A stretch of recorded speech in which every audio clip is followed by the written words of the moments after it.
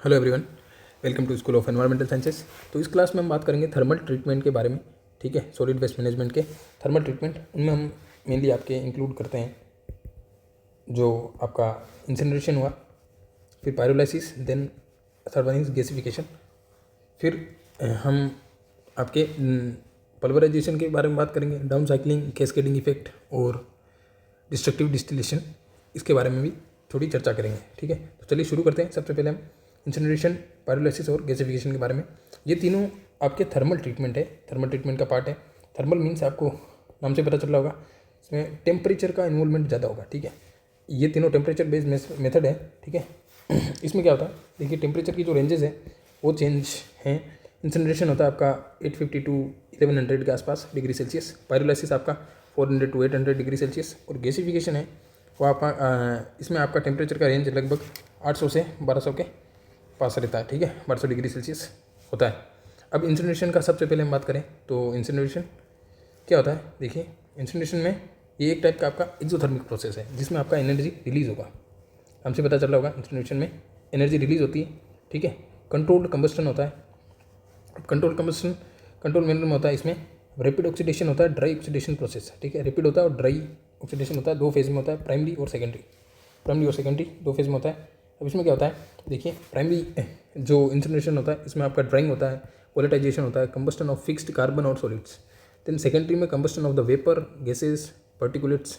ठीक है, direct from the primary, जो प्राइमरी कंबस्टन के थ्रू जो भी प्रोडक्ट्स, ठीक है, जो भी पार्टिकल्स हैं, गैसेस हैं, वेपर है, उनका फॉर्मेशन होगा। ठीक है, उनको इंसिनरेट किया जाएगा आपके सेकेंडरी इंसिनरेशन प्रोसेस में। ठीक है, फिर इंसिनरेशन का प्रोसेस उन वेस्ट के लिए यूज़ किया जाता है जो कि कंबस्टेबल नेचर के हो और जिनकी कैलोरीफिक वैल्यू हाई हो, जैसे कि आपका ऑर्गेनिक सब्सटेंसेस, इनकी कैलोरीफिक वैल्यू हाई होती है। फिर इंसिनरेशन प्रोसेस के कारण आपका जो मेनली जो एंड प्रोडक्ट है वो फ्लाई ऐश, उसका प्रोडक्शन होता है। ठीक है, जिसको यूज़ किया जाता है आपके सीमेंट में। ठीक है, सीमेंट में ये रिएक्शन होती है इसकी, जिसको हम, ये नाम याद रखना आप, पोजलोम। ठीक है, पोजलोम कंटेंट होता है। ठीक है, फिर ये आपका H4 SiO4 है। ठीक है, ये दोनों मिलके आपका हार्ड सीमेंट का फॉर्मेशन कर देते हैं। इसका यूज होता है मेनली एस कंटेंट का, ये फॉर्मूला याद रखना आप।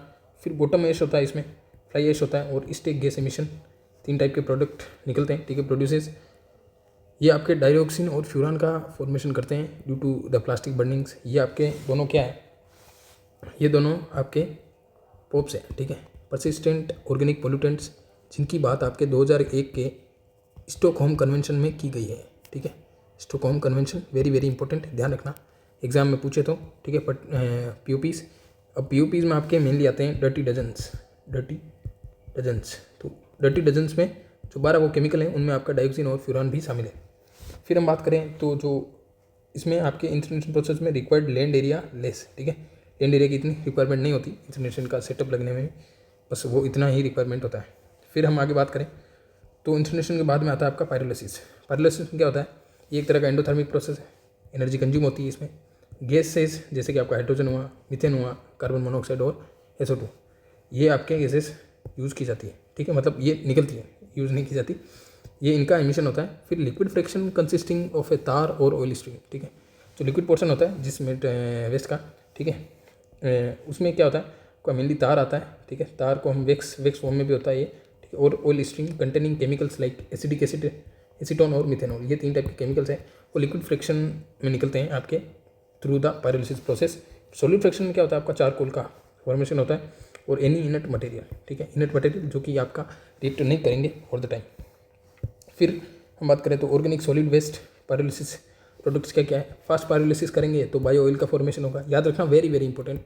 ठीक है, और स्लो पायरोलिसिस होगा सॉलिड का तो आपका बायोचार का फॉर्मेशन होगा। बायोचार और बायो ऑयल कैसे बनते हैं, बायोचार ऐसे याद रखना आप, बायोचार। ठीक है, चार से आप याद रखना चारकोल। ठीक है, चारकोल आपका होता है सॉलिड, चारकोल सॉलिड होता है तो ये आपका स्लो से याद हो जाएगा, स्लो पायरोलिसिस। जबकि फास्ट है तो फास्ट का पीछे बच गया ऑयल। ठीक है, ऑयल है, जैसे ऑयल लिक्विड है तो वो फ्लो करेगा आपका फास्टली, तो फास्ट पायरोलिसिस प्रोसेस के थ्रू आपका बायो ऑयल का फॉर्मेशन होता है। फिर हम आगे बात करें तो पायरोलिसिस में ये रही बातें। देन थर्ड वन इज आपका गैसिफिकेशन। गैसिफिकेशन में क्या होता है, जो भी बायोमास कंटेंट होता है उसको हम मिथेनॉल में कन्वर्ट करते हैं। ठीक है, बायोमास का कंटेंट होता है उसको हम किस में कन्वर्ट करते हैं, मिथेनॉल में। ठीक है, through the process of gasification. ये आपका पायरोलिसिस के सिमिलर ही होता है, बट इसमें जो ऑक्सीजन का सप्लाई है वो कंट्रोल मैनर में किया जाता है। अब इसमें क्या होता है, गैसिफिकेशन प्रोसेस में ये 800 से 1200 डिग्री सेल्सियस की टेम्परेचर रेंज होती है। इसमें क्या होता है, गैसेज, प्रोडक्ट, लिक्विड और सॉलिड, 3 टाइप के प्रोडक्ट बनते हैं। गैसेज में आपका मेनली सिन गैस का फॉर्मेशन होता है। देखिए सिन गैस कंपोजिशन पूछ लेगा, वेरी वेरी इंपॉर्टेंट, ठीक है। जिसका टेम्परेचर हाई होता है, कंपोजिशन क्या है इसका, कार्बन मोनोऑक्साइड और हाइड्रोजन, ठीक है। अब इसमें क्या होता है आपका, ऑल्सो CO2, मीथेन भी फॉर्म होते हैं इसमें। Producer gas by the biogasification of coal, biogasification of coal के कारण आपका फॉर्मेशन होता है प्रोड्यूसर गैस का, जिसका टेम्परेचर कम होता है कंपेयर टू सिन गैस। और इसका जो कंपोजिशन है प्रोड्यूसर गैस का, इसमें क्या होता है, जो आपका नाइट्रोजन है सबसे ज़्यादा, then carbon monoxide, hydrogen, CO2, methane और वाटर। ये ऑर्डर है, वेरी वेरी इंपॉर्टेंट, ध्यान रखना।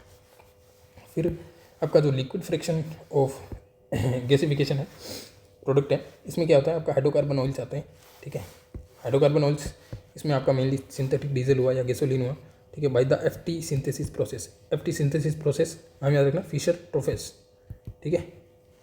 ये सिंथेसिस प्रोसेस के थ्रू आपका सिंथेटिक डीजल और गैसोलीन का फॉर्मेशन होता है। ये आपको सीधा पूछ लेगा, FT एनालिसिस या FT सिंथेसिस है, ठीक है, used in the formation of gasoline. Then solid में आपका एस कंटेंट आता है, ठीक है। फिर 3T ऑफ कंबस्टन के 3 T है, कौन कौन से याद रखना, टाइम, टर्बुलेंस और टेम्परेचर। इन 3 T का रोल होता है, टाइम, टर्बुलेंस, टेम्परेचर। फिर हम आगे बात करें तो इन तीनों प्रोसेस में आपका वॉल्यूम रिडक्शन होता है वेस्ट का, किस हद तक होता है, तो इंसिनरेशन आपका सबसे ज़्यादा वॉल्यूम रिडक्शन करता है, 80 से 90% के आसपास ना, 80 to 90%। फिर आपका सेकेंड वन इज गैसिफिकेशन, 70 से 80% और 60 से 70% होता है आपका पायरोलिसिस के थ्रू। ये 3 चीज़ें थी, ठीक है, काफ़ी इंपॉर्टेंट। अब मैं कुछ और टर्म्स बताता हूँ आपको जो कि आपके एग्जाम में आने लायक है। एक आता है आपका पल्वराइजेशन। इसमें क्या होता है, हम कलेक्ट करते हैं सॉलिड वेस्ट को powered by the grinding machines, ठीक है। जो ग्राइंडिंग मशीन्स होती हैं इनको कलेक्ट करते हैं सॉलिड वेस्ट को और इस further dispose of by the landfilling. बाद में आपका ग्राइंड करके उनको लैंडफिल में डिस्पोज कर दिया जाता है। ये आपका पल्वराइजेशन, एक तरह से वेस्ट को आपके तोड़ मोड़ के, ठीक है, आपका लैंडफिल साइड पर पहुँचाया जाता है, ठीक है, छोटे मैनर में। फिर डाउन साइक्लिंग और कैस्केडिंग इफेक्ट होता है। इसमें क्या होता है आपका, converting waste into low quality materials, ठीक है। अगर कोई हाई क्वालिटी का वेस्ट है उसको रिसाइकल करके आपके लो क्वालिटी मटेरियल्स बना दिया। जैसे ओल्ड न्यूज़पेपर्स होते हैं उनको आपके अंडे रखने का जो कार्टून्स होते हैं उनमें कन्वर्ट कर दिया जाता है, या प्लास्टिक बॉटल्स हैं उनको आपके कारपेट में जो फाइबर्स लगते हैं उनमें कन्वर्ट कर दिया जाता है। फिर लास्ट वन आपका डिस्ट्रक्टिव डिस्टिलेशन, नाम सुना होगा आपने, इसको लिक्विफिकेशन प्रोसेस भी कहते हैं। इसमें क्या होता है, जैसे कोल है, कोल का डिस्ट्रक्टिव डिस्टिलेशन या लिक्विफिकेशन करते हैं तो आपका गैसोलीन का फॉर्मेशन होता है और डीजल ऑयल का फॉर्मेशन होता है। वेरी वेरी इंपॉर्टेंट, याद रखना, PYQ है, पूछ रखा है बहुत बार। फिर जो आपका फैट है, फैट का अगर हम ट्रांस एस्टेरिफिकेशन करेंगे, ठीक है, with the help of alcohol, in the presence of alcohol, तो आपका बायोडीजल का फॉर्मेशन होगा, ठीक है, बायोडीजल का फॉर्मेशन होगा। और ऐसे ही मैंने आपको पीछे भी बताया था, क्या था कि पायरोलिसिस है वो आपका एक फास्ट होता है, एक स्लो होता है, ठीक है। स्लो से सॉलिड से याद रखो, सॉलिड से याद रखोगे तो आपका क्या होगा, बायोचार, ठीक है, बायोचार होगा। और इसमें फास्ट में क्या होगा आपका, बायो ऑयल, ठीक है, fast liquid bio oil, solid biochar, charcoal, charcoal से बायोचार। अब डिस्ट्रक्टिव डिस्टिलेशन में क्या होता है, decomposition by the heating in the absence of air और गैसेस, ठीक है, decomposition by the heating in the absence of air और गैसेस।